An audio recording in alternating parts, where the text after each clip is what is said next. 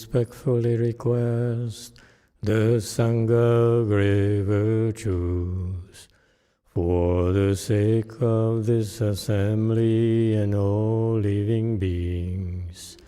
Please turn the wonderful Dharma wheel to teach and guide us how to end birth and death, leave suffering and attain bliss, and quickly realize non-birth.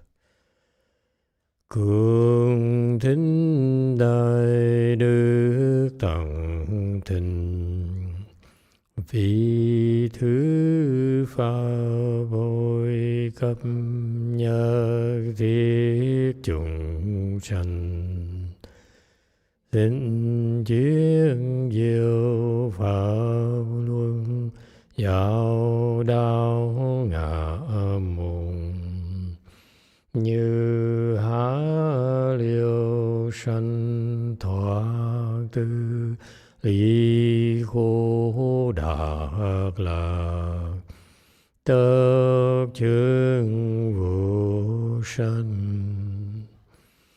Homage to the Blessed, Noble, and Perfectly Enlightened One. Nam mô Sa Đan Tô Sư Chê Đô Ye Ơ La Hơ Đi San Miao San Pu Tô Xie.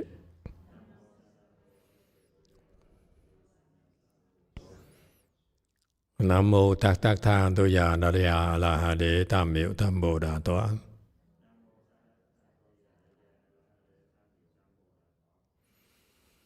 The unsurpassed, profound, subtle, and wonderful Dharma in 100,000 million aeons is difficult to encounter.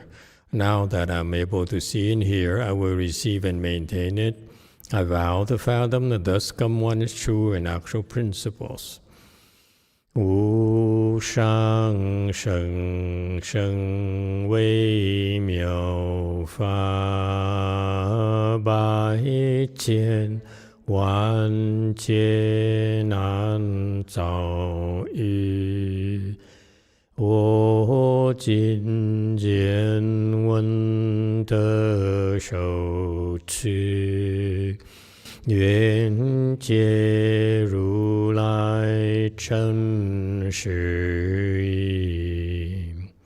O Buddhas and Bodhisattvas, Great Master Ching Liang, Great Master Shen Hua, all good monks and nuns, and all good knowing advisors, Amitabha.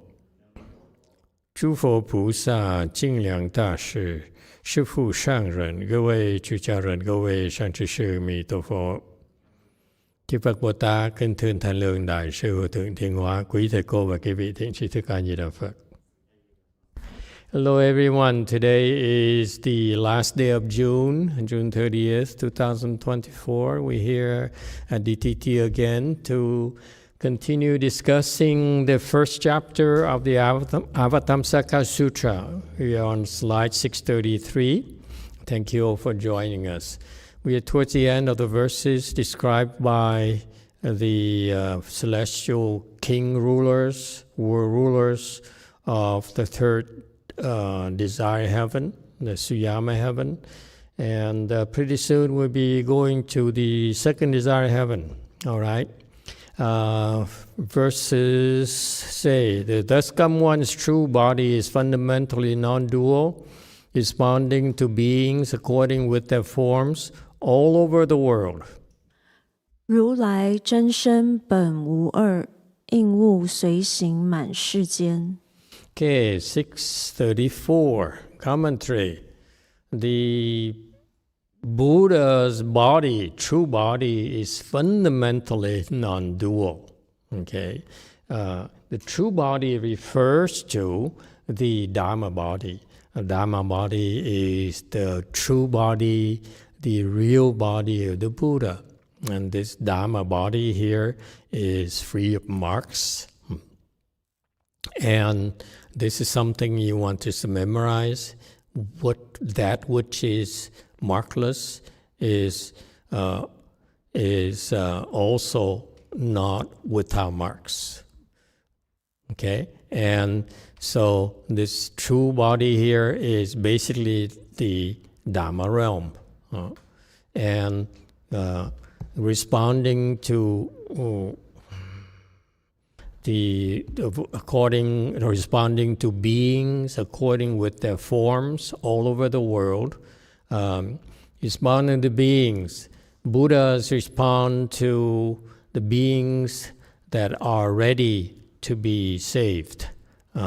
And so in order to teach them, this is what Buddhas do as a role model. This is why we try to follow in the same footsteps. The Buddhas, they have the ability to respond by teaching the living beings, by manifesting the appropriate forms for them. So, for example, if you are enamored and you respect only the words from a king, then a Buddha will manifest as a king that who will speak Dharma for you. And so depending what is the most suitable, most effective to teach you, to transform you, Buddhas will manifest the form accordingly. Okay, this is what the Bodhisattvas and Mahasattvas work very hard to eventually be able to do this. Okay, you read the Universal Door chapter of the Lotus Sutra, where one in Bodhisattva manifests 33 transformation bodies to teach living beings. And that's what Buddhas do too. Okay? And it's all over the world. The Master Sherwa says, feels the world. Mind is feel, that's correct. But the better translation here would be to all over the world, meaning that he goes everywhere in the world. Not in the world. The world here means the Dharma realm. Okay? And so only because this celestial king here in this Yama heaven is only able to see so much in his world. That's why he says, in my territory, Buddhas, the thus come ones, will manifest in all kinds of forms and shapes in all over my world to teach living beings. So what is also implied here is they realize, they understand that they're not alone.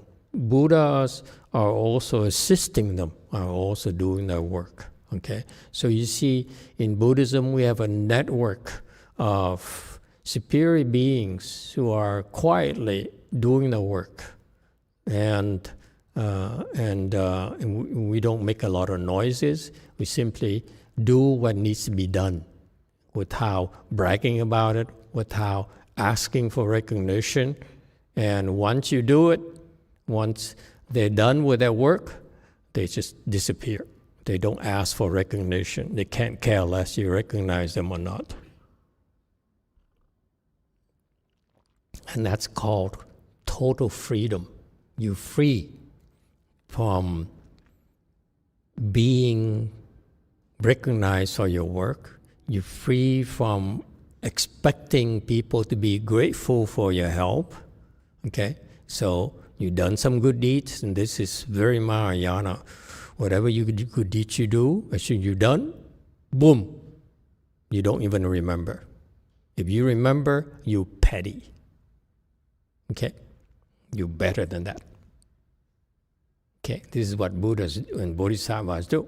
They help, and they turn around. They don't even know, don't even remember what they did. And this is why this network of good doers all over the Dharma realm is incredibly powerful. Because everyone does the same thing. Okay? We do help, and we don't ever want recognition. We don't want others to know. That's what bodhisattvas do. That's the spirit of bodhisattvas. When we help someone, we don't want them to know. We forget, and we make sure that people don't know by forgetting it ourselves first. Okay, that's the difference between worldly people and people, sages with wisdom. All right? And so all over the world, meaning, so this celestial king here sees the Buddha. Okay, this is all he's allowed to see. He sees the Buddha going to help him. He's trying so hard to do his job, but he realizes that the Buddha is actually assisting him on helping save living beings in his world, everywhere in his world. You see? And that means that every single celestial king, it happens with every single celestial king, every single world. Buddha does it. That's why it says all over the world, over the worlds even. Okay? But we have to have singular here, world, because this is the viewpoint of this celestial king only. And so he is able to see. And 636, each being sees the Buddha appear before him. This is a state of the God blaze of light. 众生各见在其前，此是焰天之境界。 All right.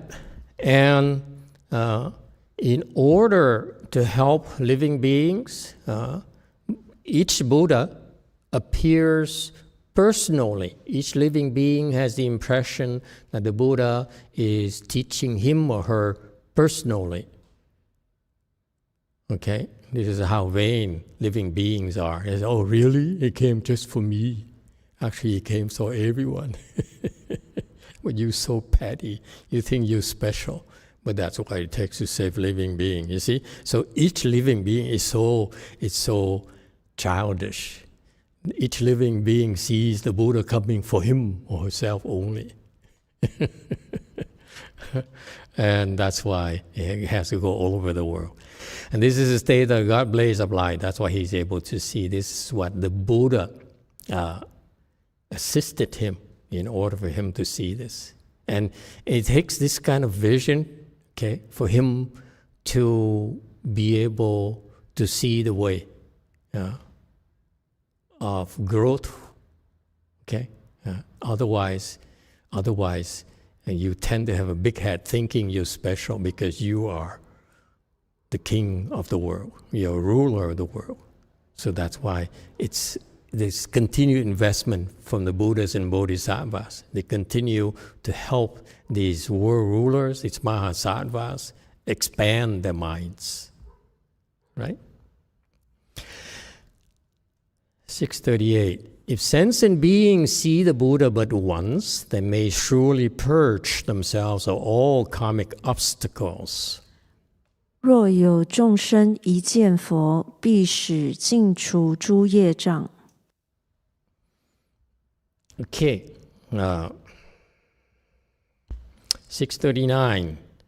If living beings get to see the reward body of the Buddha but once, okay. This is according to Master Shinoi, it says reward body, but I have a problem with that. Maybe it's a reward body, but what about transformation bodies? Yes, the Dharma body, most living beings cannot see it, but the transformation bodies also should have the same effects. They may surely purge themselves of all karmic obstacles. Okay, obstacles here, Buddhist wisdom. 3 different kind of obstructions you're going to have: karmic obstructions, retribution obstructions, and afflictions obstructions. Okay, so that every time that you have a problem, every time that you struggle, then you can learn to analyze your problems and classify them as either a karmic obstruction, is it a retribution obstruction, or affliction obstruction. And what is the difference? Karmic obstructions are the nature inherent in the nature of the work. Like lifting heavy, when you're lifting weight, okay? You keep lifting heavier and heavier, so it's a nature of that process there is hard. It's not supposed to be simple. Okay? And so karma is look at it as work. So whatever you do, okay, there's some resistance inherent in the difficulty of the task, or difficulty in your inability to do it. Okay, so that's called karma obstructions. And so karma is doing obstructions. Retribution obstruction is that because in the past you obstructed others already due to your shouldn't have a problem here for people here today, because your jealous nature, the jealousy there is a lot more harmful than you think. Because every time you're jealous, you tend to obstruct others, which means in the future, you will be obstructed on the things that are important to you. Okay? And so, I'm trying to find someone I can talk about jealousy. But lucky for me today, you are free from jealousy. Okay? So retribution is because we obstructed others in the past.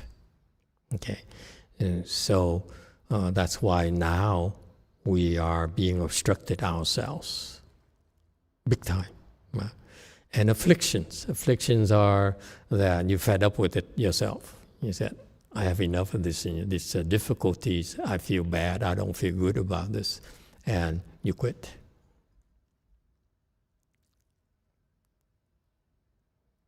Okay. So, yes to. A Di Đà Phật, thưa Thầy, I have two questions. Could you please help me how to help people but try not to remember that I help them? And the second question is, could you give an example between the karma and the karmic obstacle that I don't see the difference? Thank you, Thầy. Okay. You do something good, then you tell yourself right away that I'm done, and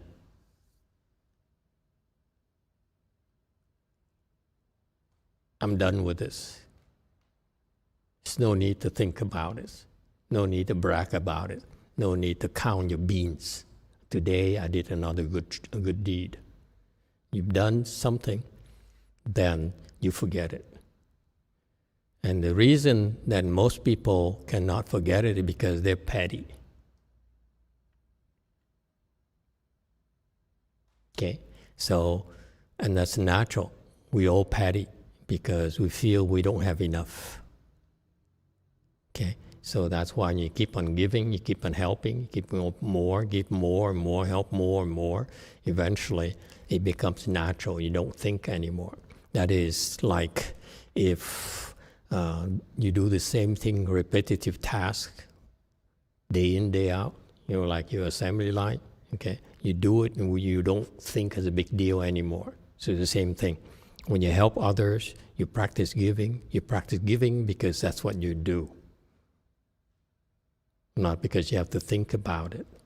We give because we have a chance to give.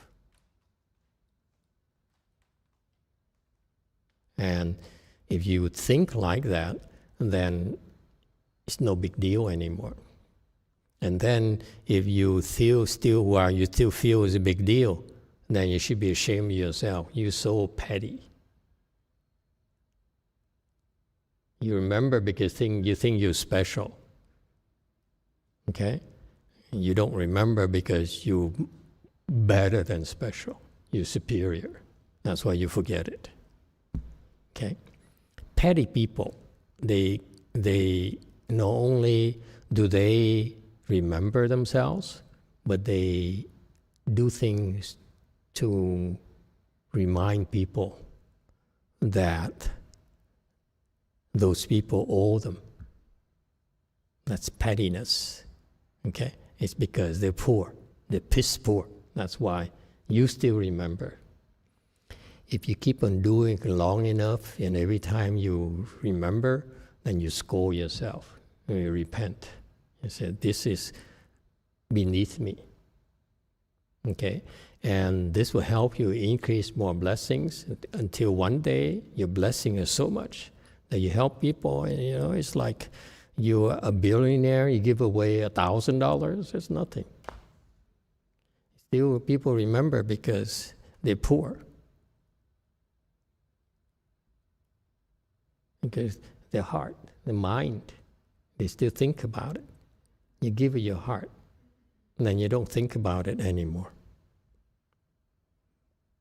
And this is a very good question, by the way. And this is what I'm proud of, the fact that many of you are being trained in that direction. That is, you're being pushed to give more and more and more and more. That's what we do. Why is that?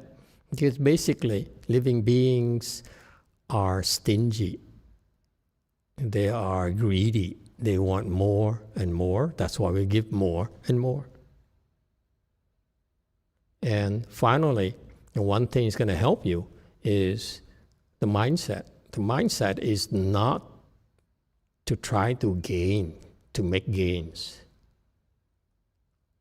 We don't live our lives chasing after gains or advantages.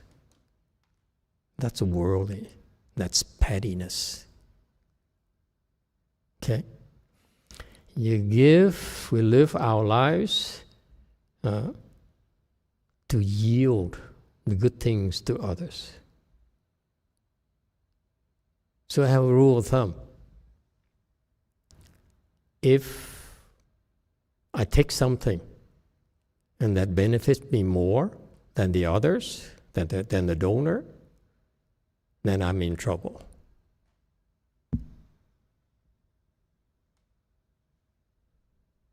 Then I stop doing it. If I see that I get more out of it than you, than the donor, I will not take anymore. It's that simple. Because I'm not here to seek to gain more. I'm here to take losses. It's a rather stupid thing to do.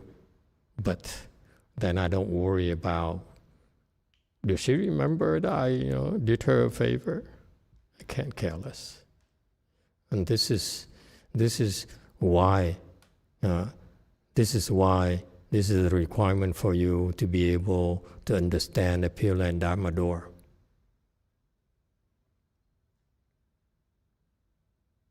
The Pure Land Dharma door, we do so much for the beneficiaries, a lot more than you can ever imagine. That who has time to keep track of what you're getting? It is so much more than we can ever tabulate for you. All these world rulers, they're big shots, granted. They're very, very big shots, no two ways about it. It's like, look of it as the emperor of the entire galaxy. It's a very powerful position. You don't mess with them. Entire emperor of all the heavens in the third desire heaven, emperor of all the heavens in the formless realm. That's very, very powerful position. Okay, they're so filthy rich. Okay, they have so much power, they have so much wealth because they own it. But what they have and what they're doing for their own subjects is nothing compared to the benefits that you get from going to the Pure Land. they still fall short. What they give to their constituents falls way short of what you get from going to Amitabha Buddha's Pure Land. Agree or disagree? If you really believe it, if you really believe you can go to a different galaxy where you can just do nothing all day long but eat and sleep and go have fun until you become a Buddha. And guess what? Amitabha Buddha will have to find ways to teach you, to help you until you become a Buddha. So if you goof off a day, Amitabha Buddha, okay, I come back tomorrow. What is he going to do? He's stuck with you. He can't throw you out. You know that? Did you know that? Once you get in, he cannot throw you out. I wouldn't do that if I were him. But anyway, I'm not the Buddha. That's why there's a difference between Amitabha Buddha and myself. Me, I would have memberships and, and so forth, fees and so forth. But think about it. And that's what he does. And so for you to be able to get into that club, to that place, it's incredible blessings. Okay? That's even more blessings on all these world rulers. Agree or disagree? You don't believe it. See, that's why you're losers. You don't believe it. So what's the point in telling you about it? Who cares? Because you won't believe it anyway. I believe I can fly. Yes, too. As since Thầy mentioned it, con would like to thank you, Thầy, that helped my grandparents, parents, and family that go to the Pure Land, especially for my grandmother. She's most of her life that she blind, and she's suffering the last, I think, few years in her life in bed. So I'm so glad that she have a chance to go to the Pure Land. Thank you so much. You're welcome. Okay, so see, if you have the right perspective, you see that just helping someone's not a big deal. It's nothing compared to what Amitabha Buddha is going to do for you. So if you want to go to his land, you want to aspire to go to the Western Bliss Pure Land, would you like to have that kind of mindset so Amitabha Buddha would then pay attention to you and say, that's the kind of person I'd like to help because she has potential to become a Buddha sooner than the rest of the other losers. Yeah? Do something so that the Buddha, so that you stand out. Yeah? Don't just sit there and say, give me. There's some who are weak who still need to do that. Give me. I need more from you. Okay? If you go to Western Bliss Pure Land, you're there long enough and you have some wisdom, then you begin to understand Amitabha Buddha's mindset. He takes losses. That Buddha, I think he's the biggest loser, if you will. He doesn't gain. All day he has a bunch of losers sucking his blood.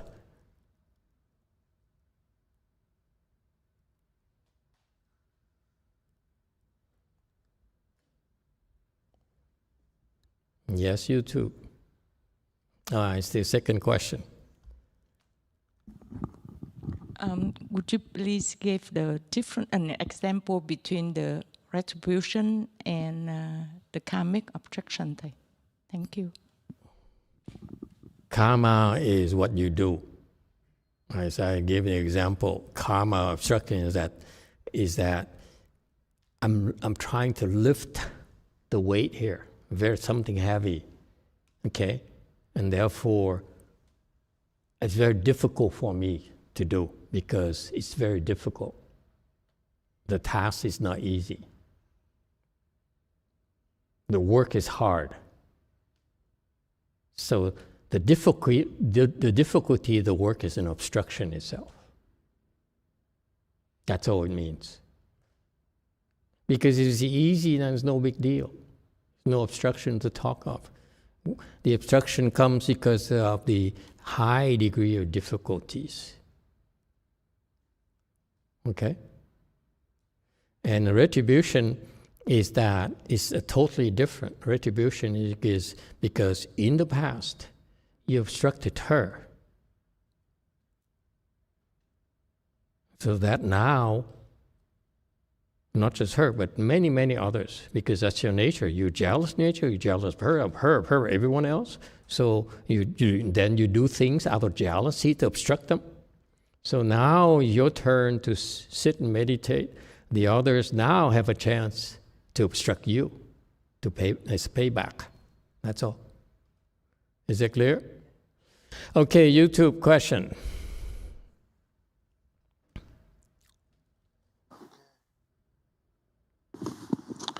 Thank you, Master. Jack Wu says, "Hello, Master. Amitofo. During one of your Dharma talks in June 2019 about the Great Compassion Repentance, GCR, you mentioned that GCR can help with a class of illnesses, specifically mental illness. When Don Yang and I met with Master, we realized that our whole family is dealing with mental illnesses, manic depression, bipolar. I'm concerned for the future of my children and how these illnesses will affect them now and into the future. Venerable XX suggested we do GCR daily, and we will try. My concern is my children won't be able to follow this. Is there a way to do the GCR and repent on my children's behalf? If so, what should I do to do the repentance ceremony on their behalf?"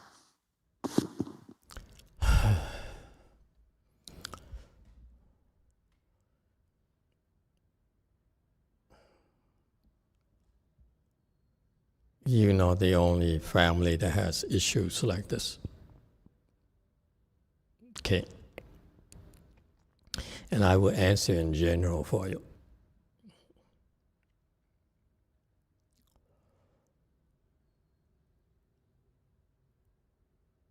We came to this world to have a chance to pay back our debts.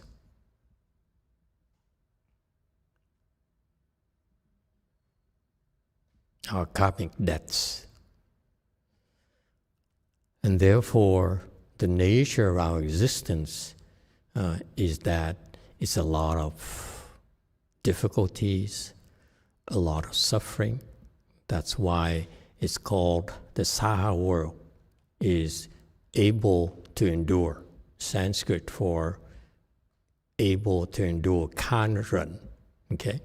Meaning that the nature of existence is that we eventually build up enough resistance, enough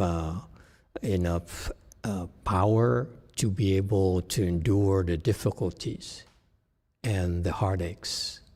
We get stronger and stronger the more we face difficulties and sufferings. It's not possible for you to expect your children to ever be free from all sufferings. Assume, for example, we're able to help you shield your children from all the mental sufferings they have compared to yours, so that they don't have to undergo the same retribution as you and your wife. Okay? Then I have bad news for you. Then after that, they will have to endure other types of sufferings as well. Okay? So the sufferings are multi-layered, multifaceted. Okay? You have many layers, many facets. Okay? It's multidimensional. How are you going to be able to shield them from all suffering? It's not possible. So that's why, from my perspective, I approach it differently. The way I look at it is that we are different from the Western Bliss Pure Land. You go to Pure Land, you have no such problems. Okay? There's no suffering there. Whereas here, the nature, as long as we live here, we have to face suffering. And therefore, if we're smart, we use the suffering to open our wisdom. If you do it right, your wisdom will unfold a lot faster than it were the case in the Western Bliss Pure Land. Western Bliss Pure Land, your wisdom will unfold at a much slower pace because you don't have as many opportunities to rise to the occasion. The nature of mankind is that we all capable of rising to the occasion. So the secret is not to be overwhelmed. Very much like when you raise our children, we want to protect them so that they're able to grow stronger and grow before they can take off in your own power. Okay, same thing here. Cultivation is the same thing. You want to be able to resolve increasingly difficult problems, but don't expect to have no problems whatsoever. That's not possible. As I said, if it's not with mental challenges, it's going to be physical challenges, and among other things. And even speaking of mental challenges, do you know that you're a bipolar person, okay? And then you're dealing with that. Well, actually, with that, it comes a host of other issues. For example, you are paranoid. We have a specialist here, okay, a pro here. You know, it's not just bipolar alone. You are paranoid. You also have, what else do you have? Schizophrenia, whatever, huh? It's never just one. It's all related families. Yes, that's why she has job security for life. 9. There's no end to it. Definitely anxiety. Anxiety. Probably work performance is not good. Lots of job changes. Job changes, instability, yeah. Conflicted social relationships. Interpersonal relationship issues, eating disorders, huh? Yes. Substance abuse. It's on and on and on. So you see, instead of being so terrified of the challenges, okay, from our perspective, we use those as opportunities to rise to the occasion, okay? And so that we open our wisdom so that we're able to solve more problems. That's how it works. So for you to tell me that, how do I make sure that I repent on behalf of our children, it's the wrong question. The question is, you take care of yourself. Can you learn to take care of yourself first? If you can't take care of yourself with all the resources you have, what makes you think that your children can?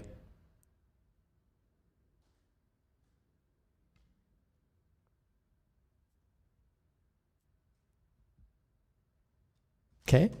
So specifically, if you can repent and you can do those things, but it's not practical for most of you.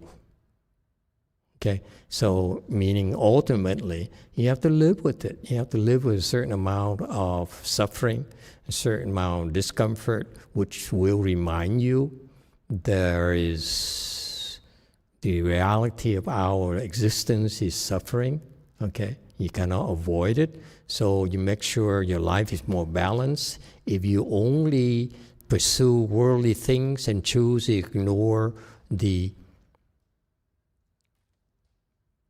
brutal truth about our existence is suffering, then you're only creating more suffering for yourself until one day it becomes unmanageable. So that's why you need to learn to have a balance, that's all. And so as far as the children go, yes, they're young, they're helpless, and they need help, and so forth. And the simple thing is that they cannot do repentance. They cannot cultivate. So all you can do for them is give them oodles and oodles and oodles of blessings. And let the blessings take care of it.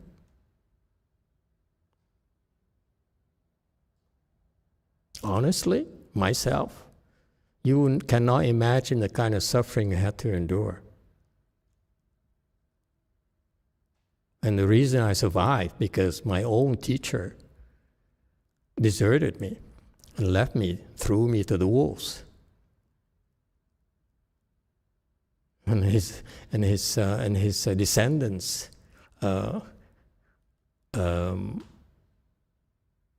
rejected me and labeled me as undesirable.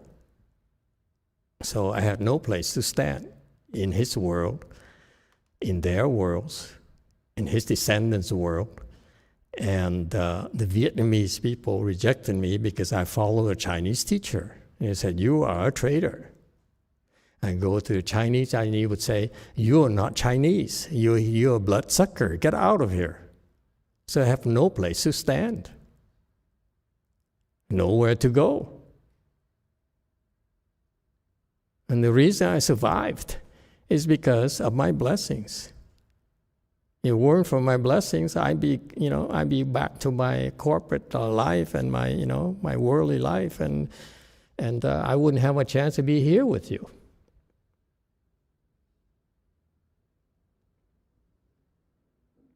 I hope it helps. If you want more details, we can talk in private, okay? But thank you for asking questions. Next question from JMT.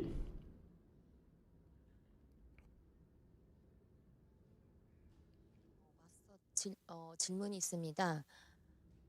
들리세요? 네. 일반적으로 제가 지금 첫 번째 질문은 일반적으로 이런 현상을 겪고 있었을 때 어떻게 대처해야 되는 게 맞는 건지를 질문 드리는 건데요. 네, 한번 끊을게요, 세라님.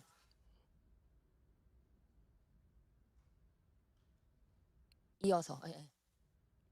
먼저. Question. There's a certain situation. Generally, how do I need to react for that? And she's going to explain about this situation. Thank you. 네, 그러니까 뭐 예를 들면 뭐 만트라를 한다든지 뭐 대비참을 한다든지 그렇게 하는 동안에 오히려 컨디션이 나빠지고 특히 최근에 만트라는 도중에 혼절할 것 같다 또는 혼절했다는 사람도 있고 너무너무 힘들고 막 이런 경험을 있었는데 이런 경험을 얘기했던 사람들이 몇몇 있었어요. 저뿐만이 아니라. 네. For example, Master, when we recite mantra or doing great compassion repentant, during that process, our condition becomes turned to really bad. For example, recently there were several people told me that, even including myself, during the mantra, almost they passed out because it was so difficult. 그래서 그래서 뭐 좀 전에 설명하셨지만 혼절할 것 같다, 토할 것 같다, 어지럽다, 그다음 결과부자 하고 있는데 다리가 더 아파졌다 이렇게 법회를 하거나 만트라 중간에 이런 현상을 겪었을 때는 그냥 계속 끝날 때까지 버텨야 되는 건지 아니면 조금 피해야 되는 건지 저희끼리 좀 혼란스러워서 질문을 첫 번째 드리게 됐어요. 네. So, for example, people said they like to vomit or they get dizzy and they're sitting in full lotus, but it hurts more. Should we resist this situation or should we avoid it? So we'd like to hear your advice. Thank you very much. Each case is different. If you have such issues, you should be consulting the people in charge of the mantra sessions. If they don't know how to handle it, they can consult with me. I would teach them how to handle it.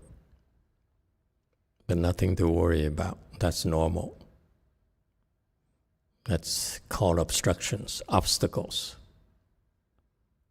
Among the three, karma obstacles, retribution obstacles, and affliction obstacles.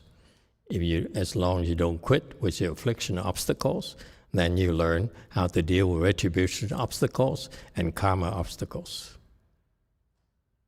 All right, anyone else? 네, 마스터 두 번째 질문은 마스터께서 저한테 다른 사람의 수행을 도우라고 인스트럭션을 주셨어요. 이게 받은 게 2년 정도 전인데 좀 전에 하이디랑 좀 연관이 있긴 한데 저는 보상을 바라진 않거든요. 바라지는 않고 그냥 지침이라서 따르는 것 뿐인데 한번 끊을게요, 세라님. 여기까지. So, Master, I have a second question. Master, 2 years ago, you told me that help other people's cultivations.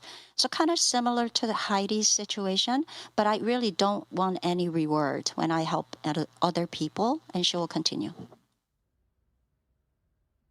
맞는데 이제 마스터 인스트럭션이라 하고는 있는데 어떤 마음의 장애가 있냐면 뭐 고맙다 이런 대가 뭐 이런 얘기는 필요는 없는데 도와달라고 하거나 또는 상황이 안 좋아 보여서 도와줬는데 약간 뒤통수 맞았다고 해야 되나 어떻게 표현할지 모르겠는데 이런 일이 생기면 오히려 더 마음이 아프더라고요. 그래서 이렇게 어떻게 마인드 세트를 해야 되는지 뒤통수 맞을 거 각오하고 도와야 되는 건지 도대체 마인드 세트를 어떻게 해야 되는지 네. 어떻게 예를 들어 도와줬는데 뭐 가스라이팅을 당한다든지 여러 가지 오히려 해치는 경우죠. 저를 도움 줬는데. 네. So I follow your instructions, and I understand that I'm not really asking for anything. I'm not really asking for them to show any gratitude. I don't need it. But sometimes I'm trying to follow the instruction, and in turn, bad. It's a bad situation.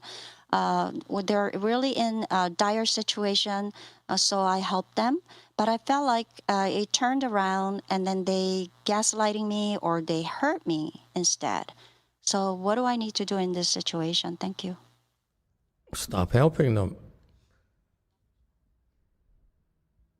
You can't take it, stop. You don't have to do it if you can't handle it. But you still can continue. It's just life. We try our best. We can't always do what we want to do. So what's the big deal? You want guaranteed success every time? You do. Well, you have to go to the Pure Land. It doesn't work here in the Saha world. You go to the Pure Land, you guarantee success. Not here. Okay? All right. Anyone else? Wei Mountain.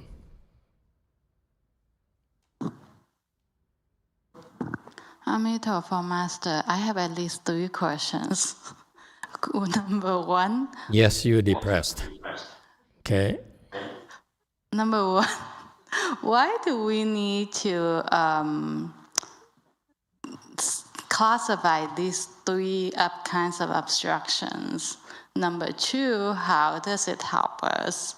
Number 3 is I have been trying to organize my house after I move, and it just won't happen. Either I'm depressed, I get time, then I feel tired, or I don't have time, or so what kind of obstruction is that? And then I try to return like a little glass bottle to Wei Mountain Temple to Venerable Sentong. And every time I just feel like, oh, I don't feel like doing it. Next time, I don't know what's blocking me. I'm really in trouble, Master. Is it my obstruction, which reason that I just have to stay with a messy house and owe things to the temple? Yeah, it sounds like it. Good luck to you. No help? You'll be on help. Thank you. If it's, you have to endure. That's all. What choices do you have? All we can do is try our best. You should only think of one thing. You try your best, and you should consider yourself to be so lucky to have an environment where you can come when you be safe. No one will try to take advantage of you. Because for people like you, will be taken advantage by society.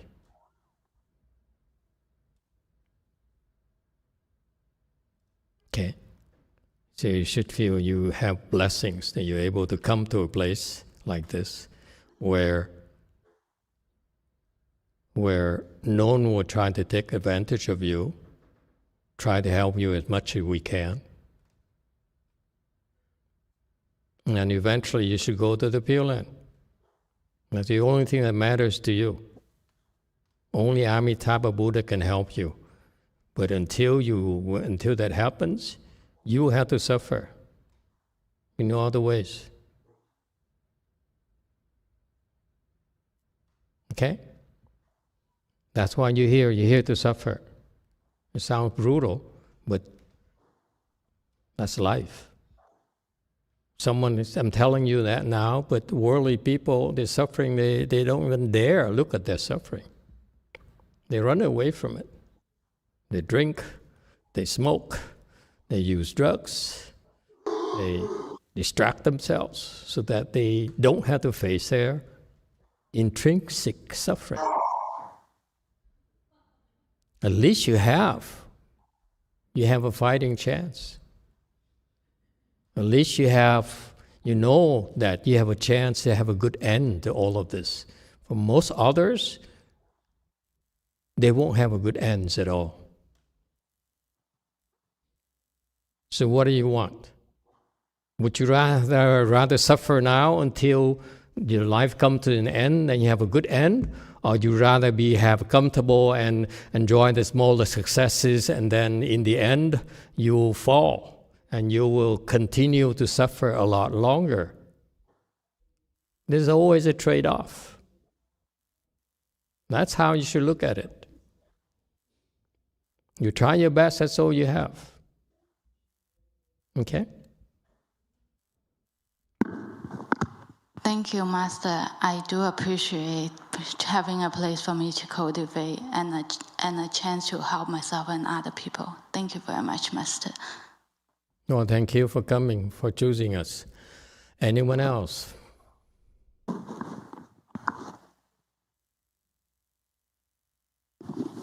All right, thank you, Master. I think much of the same could be said to this question. But my cultivation has been proceeding along, and I've tried to stop to use my heavenly eye for a while now. But as I'm cultivating and trying to sit longer in full lotus, it's like I just feel attacked by these beings, and then I'm just getting so much more vivid imagery and also just intense body feelings from it all, and it's very difficult to deal with. And I'm sure the answer is endure, but is there anything else that I can do to just handle the additional pressure that it causes in my mind? Because it feels like I'm living in a different reality than when I started Temple. It's because you screwed up. You happen to believe that whatever you see, whatever your visions are special. They're nothing. Deep in your heart, you feel special. That's why you struggle. They're nothing at all. Look at them as hallucinations. It's useless. What does it do for you? Does it help you make more money? Does it make you happier? Do they help you with your relationship with your son? With your ex-wife? So what's a big deal? Let's look at the bottom line.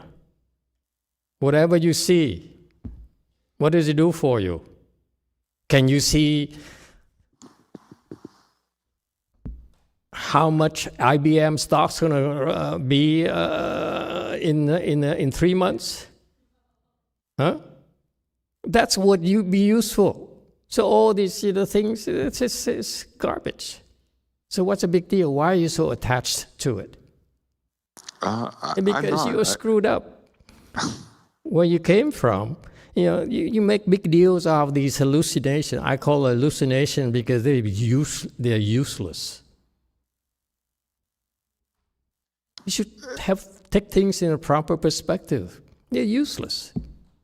So to see, if you believe they're useless, whether you see them or not, it's garbage. It's still the same thing. It's nil, zilch. The issue is not the benefit, it's the fear that it causes, and also the effect it has on other people. It's very simple. They're meaningless. They're empty. They do nothing for you. Whether it's good or bad, they really are nothing. That's all there is to it. You make a big deal out of nothing.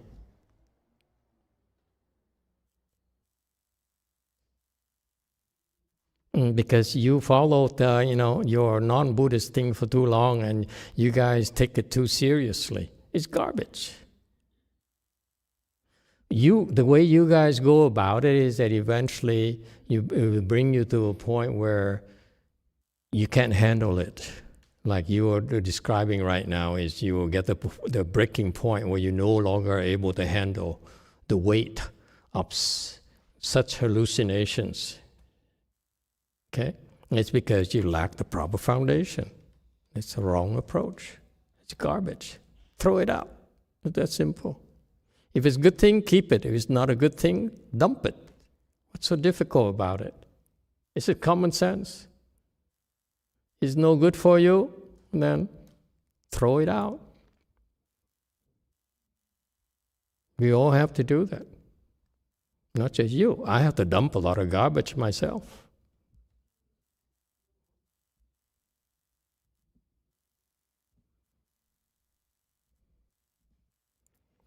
Anything else? Yes, Way Mountain. Master, for the method of meditation where we watch our thoughts and drop them, what's the best method for dropping the thoughts? Is it to change our focus back to our navel? Is it just to drop it by itself? Can you give me guidance, please? Just don't do anything. Don't follow the thoughts. The thoughts will arise. You do nothing. Like you're strolling. You walk by someone's property and a dog barks at you. You move on. You ignore it. Or like me, you're lecturing and someone walks in. You ignore that person. You don't even, nothing happened.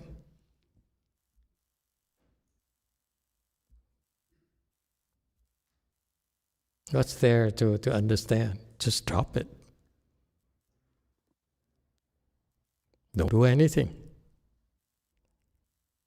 You cannot control the dog not to bark at you, because it's a dog, it's going to bark. If it's not at you, it's going to be at something else. But you can control your reaction. Do nothing. That's all. That's simple. Yes, Way Mountain. Thank you, Master. I have a question. When someone shaves off her head, are they more susceptible to attacks from ghosts? Shaves off what? When someone shaves off her head, are they more susceptible to attacks from ghosts? Shaves a hair, you mean? Yes.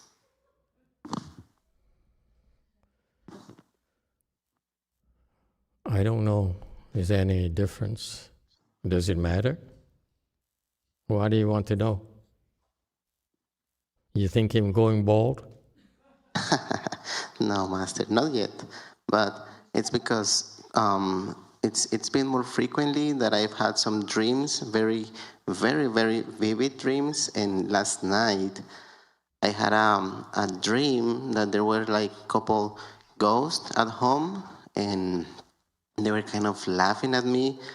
And I went to the room where my wife was, Alba, and there were like 3 or 4 ghosts like sucking her head because she was bald.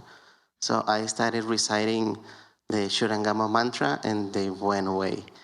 But they seemed that they were not interested in me or Sage, only in Alba.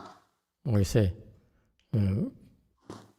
tell her to put on a wig and see what happens. Why do you have to attribute that to her short hair? Why did you ask her why she decided to shave her head? Is that some kind of protest? In my era, we shave our head to protest something. The government. I'm connecting that with that, Master, because before she did that, it wasn't that frequent. But after she shaved her head, it's been more frequent, those dreams. And she did it because she wanted to fast. So she wanted to be more ready for the fasting. By shaving her head? Yes. It helps with fasting. We should try that.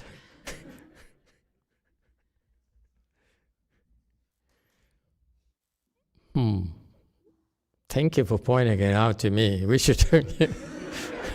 Will someone here volunteer? Would like to volunteer to shave your head and fast just for a few days? Huh? Not the one who was about to become a novice. No. Only regular people. No, there's no correlation between hair length and the ghosts, the hair length, the bald people drawing ghosts with big lips. There's no such a thing, because we never heard of it before in our world. Most of us are kind of bald, and this is the first time I heard of such a thing. It has more to do with your family than us. So the answer is no. Sorry. Okay, but we should try. Okay, anyone else? Oh, yeah, this guy here. When you shave your head, do you run to, the eunuch? Do you run when you decide every time you shave your head? Do you run to ghosts with sucking lips? Master, I cannot see ghosts. Plus, I get attacked all the time, so I can't really tell. Oh yeah, he's a special case. He doesn't deal with sucking lips, sucking ghosts. He deals with the crazier ghosts. They're vicious ghosts who terrorize others, who like to terrorize others. Idiots. This is like so stupid. You walk around, he's such an idiot.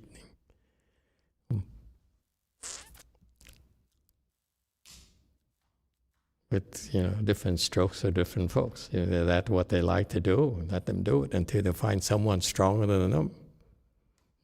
Yes, Wei Mountain.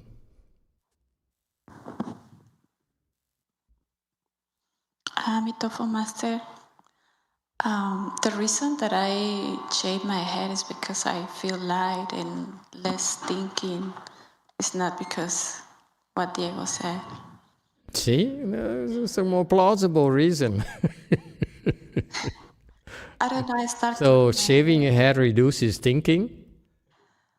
Yes, I feel... You look like a nun, you know that? Yes, some people say that. Look like a Buddha disciple. You know how they draw those nuns, disciples of the Buddha? She looked like one of them. One day, my blessings are enough, maybe. I wanted to be a nun like very long time ago. Oh no. Diego, the problem is a lot worse than we thought. It's not sucking ghosts. They're harmless. Oh.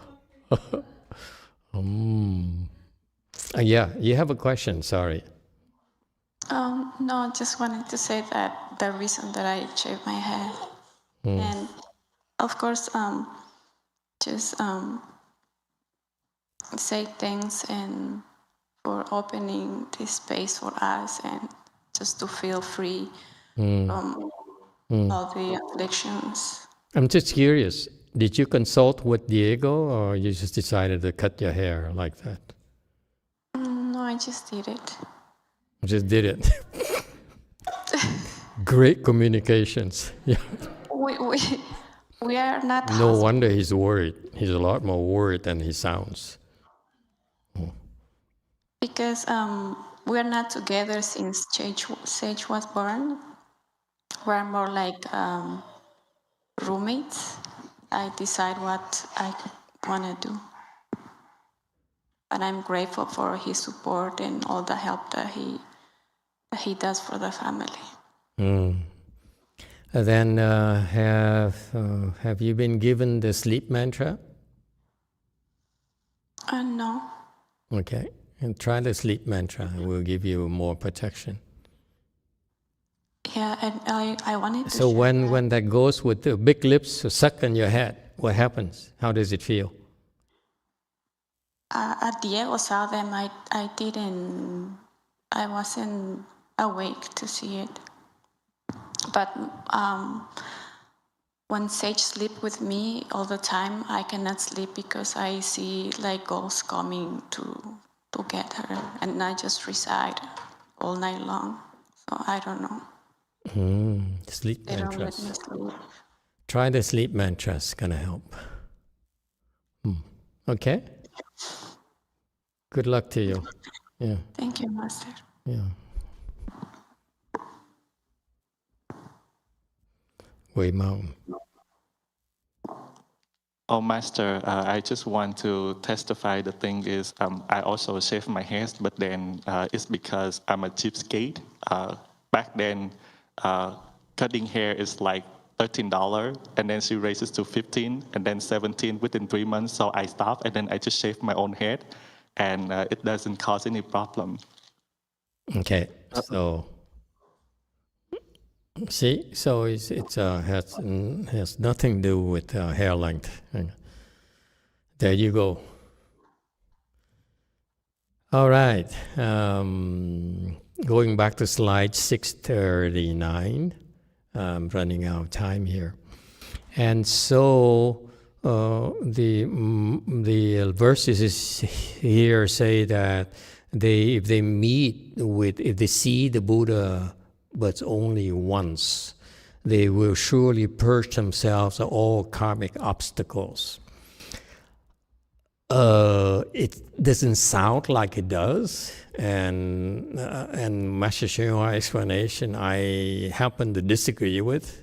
Okay, he says that when you see the Buddha this once, and this Dharma body or reward body, whatever, once, a transformation body once, all your karmic obstacles will be purged.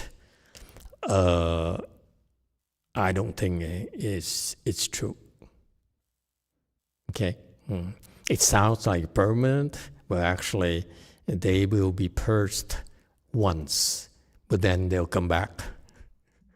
Okay, so this is not to nullify or belittle the power of the Buddha. The Buddha, when you see the Buddha, a lot of your karmic obstructions will disappear, will be wiped out.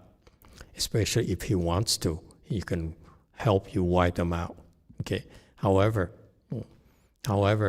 the minute that they're wiped out, they started multiplying again.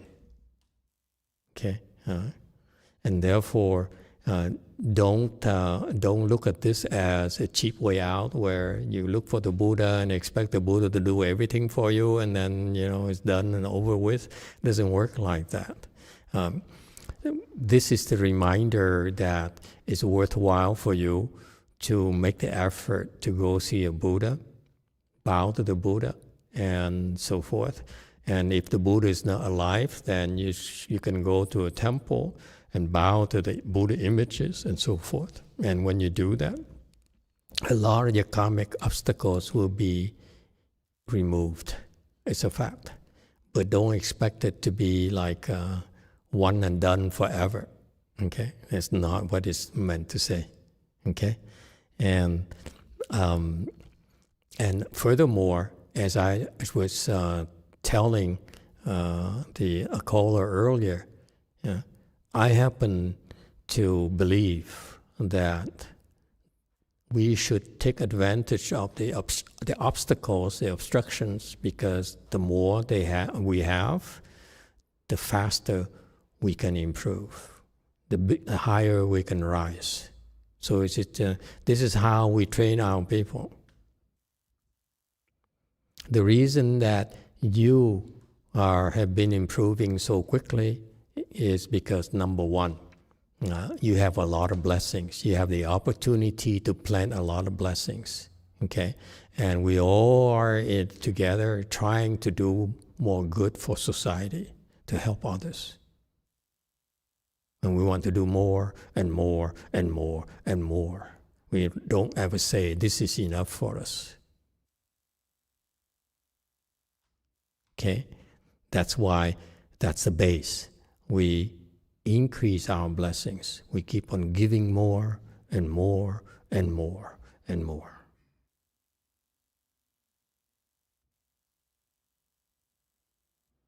We never say that, isn't that enough? Because that's the spirit of Amitabha Buddha. He gives you more and more and more and more. If you want him to give you special considerations, you better deserve it.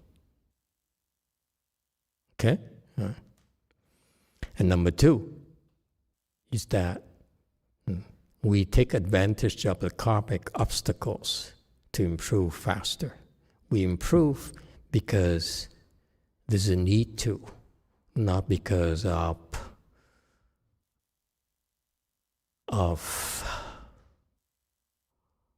you need to have real reasons, real concrete reasons to improve. You don't just say, I improve because I want to improve. That's not enough of a drive for you to improve.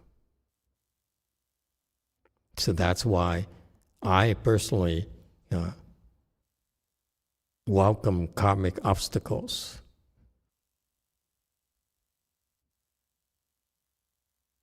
So that I can grow faster.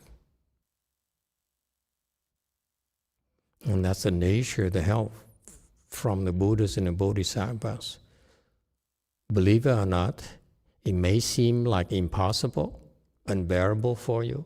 Actually, it's just the right amount for you to improve and to get better. Believe. Quickly, quickly, quickly. You just gotta believe! Okay, so I don't subscribe to this, what my Shishya is teaching. He says, once we pure, we will not have karmic obstacles. And that's the case, I'd rather not be pure. I love karmic obstacles. Don't be afraid. Worst could happen, you die. So what? You die, you come back again. We do it again. We're fearless. Huh? You hear? Don't shave your head anymore.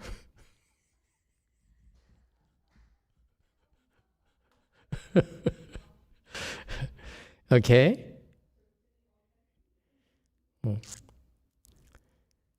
And since we're here, I only have a few more minutes. I want to tell you, to bring you this. All these are fun, or learning about these big shots, these big wigs. It's fascinating what they do. But they also seem to have the one thing here that I find to be so lacking. They're doing so much for their subjects. Like my teacher, he did so much for us, my generation. And your generation.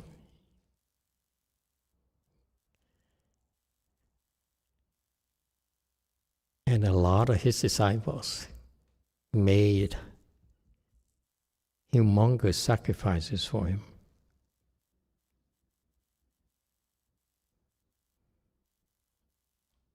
But what's lacking is that I've seen his disciples, my generation, after all is said and done, they still can't make it to the Pure Land.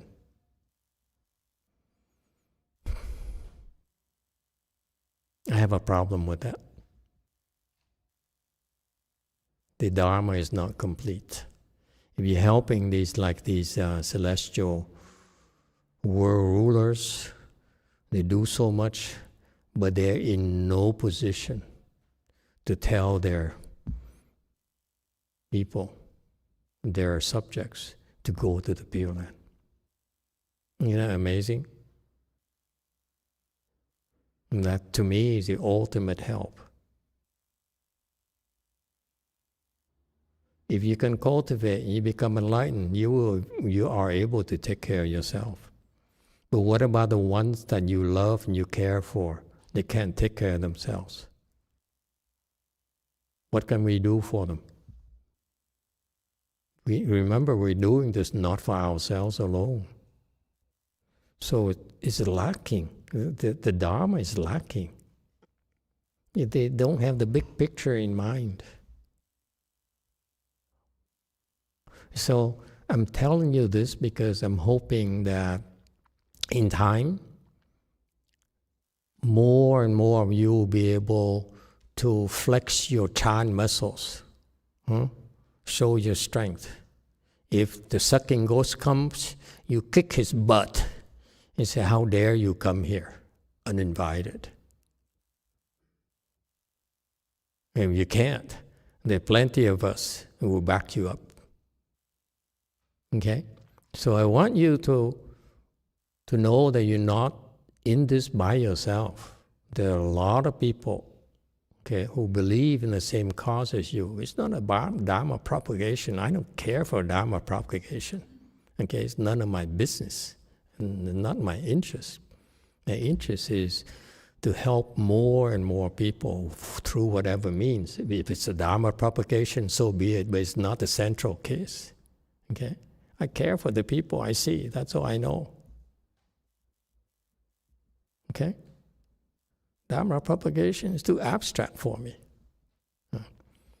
So you talk about Dharma propagation, what I'm worried about, my grandfather, my teacher. I have a teacher who died 4 years ago, a high school teacher.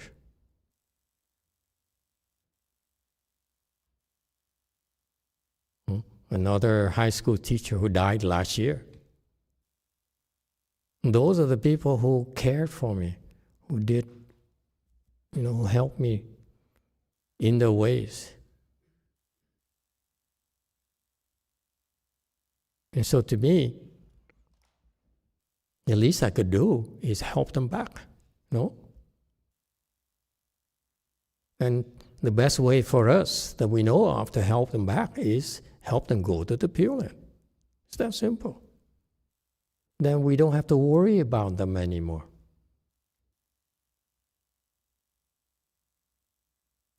You have to be smarter. So that's why in the future, more and more of you will be trained so that you're stronger, so that you can support each other and flex your chan muscles. That you for real. When they come and deal with us, we recite the mantra and they run for life, for their lives.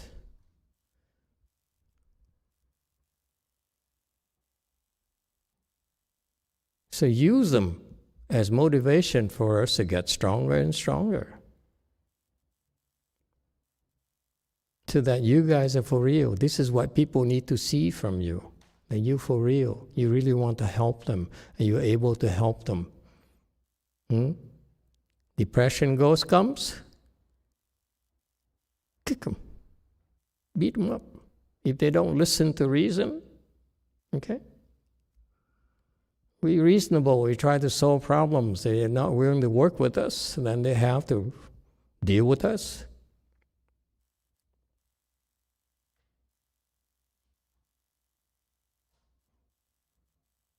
So we have two major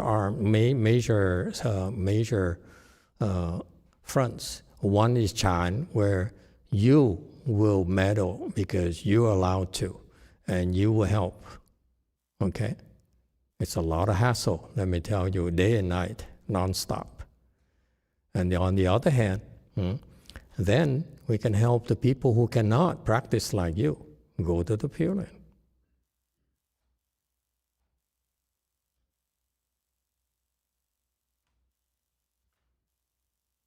That to me is lacking in the approach of these Mahasattvas here as world rulers. They help people very short term. But eventually, these beings they're helping will revolve back on the wheel. Okay? And they'll get in trouble again.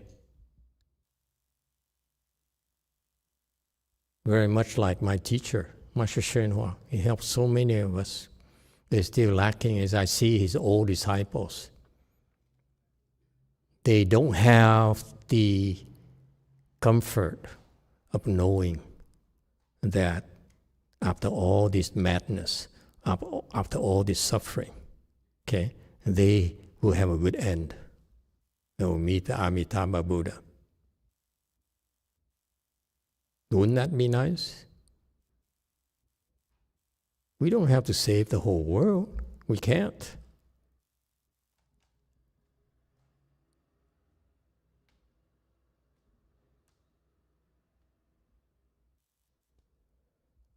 If we can do that, then the Dharma will be stronger.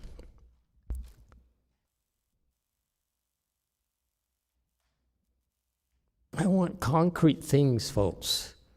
Don't give me, big words. Dharma propagation. I mean, look at these world rulers. They're so powerful, and yet I see a flaw in their approach. They have tremendous wisdom, but the help is only temporary.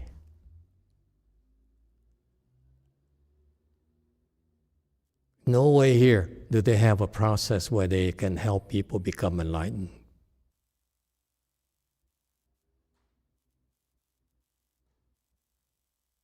Nowhere here do they have a process that their subjects will be taken care of forever.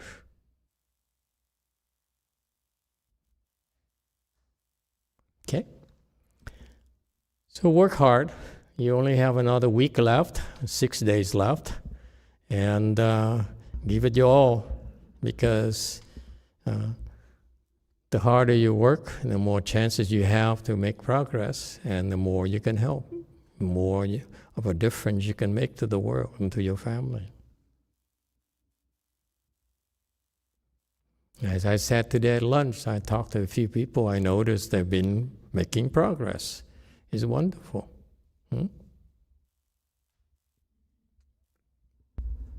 All right. Thank you, everyone.